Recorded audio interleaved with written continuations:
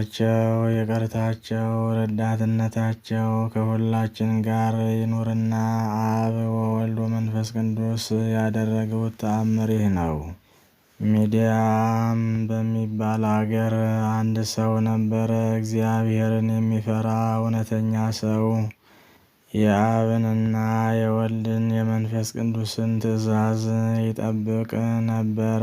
ያለ ቸልታ እንግዳን ይቀበል ነበረ። ያለ እንግዳ ምንም አይበላ አይጠጣም ነበረ። እግዚአብሔርም እንግዳን በመቀበሉ የአብርሃምን ሥራ ይወድ ነበረ። በጎ ሥራን የሚጠላ ዲያብሎስ አብርሃም የሠራውን በጎ ሥራ ባየ ጊዜ በምድያም መንገድ ተቀምጠህ ወደ አብርሃም ቤት ሰዎች እንዳይሄዱ ከልክላቸው፣ ከራስህ ደም እስኪፈስ ድረስ በእጅህ ራስህን ገምሰህ በጎዳና ተቀመጥ አለው። ይህን ከተናገረ በኋላ ሎሌው ሰይጣን ያዘዘው ይፈጽም ዘንድ ላከው፣ አሰናበተው። ያም ሰይጣን ከጌታው ከዲያብሎስ ቃል ሰምቶ ወደ ምድያም ወረደ።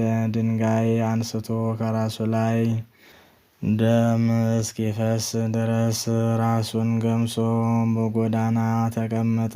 ወደ አብርሃም ቤት የሚሄዱ ሌሎች ሰዎች መጡ። ሰይጣን ወዴት ትሄዳላችሁ አላቸው። እኛስ ዜናውን ከሰማን በኋላ ወደ አብርሃም ቤት እንሄዳለን አሉት።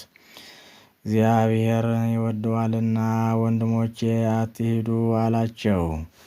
የዛሬ አብርሃም ራሴን ገምሶ በጎዳና ላይ ጣለኝ። ቃሌን ባታምኑ ግን ከራሴ የፈሰሰ ደም ኑ ላሳያችሁ። እኔን ያገኘኝን እንዳያገኛችሁ አትሂዱ።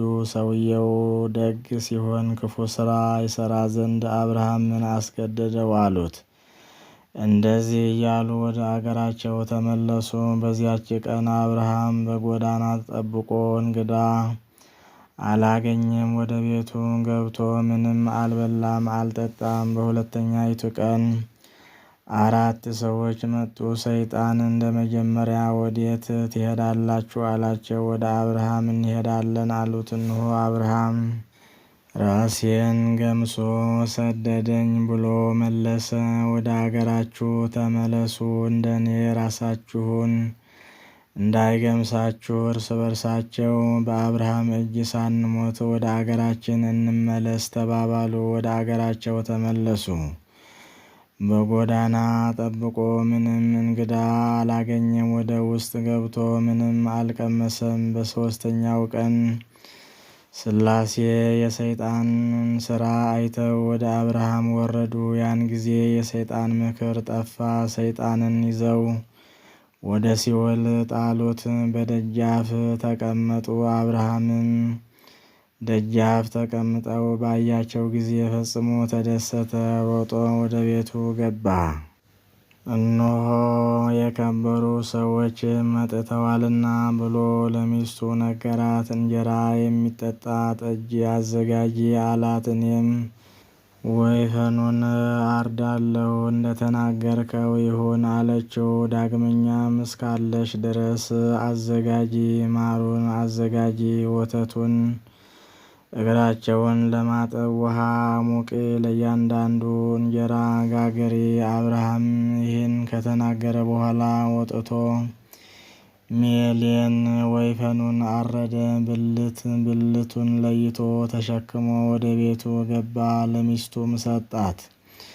እግራቸውን እስከ አጥብ ድረስ ጨው ቅቤ አድርገሽ ስጋውን አጣፍጭው አላት። እሺ አለችው።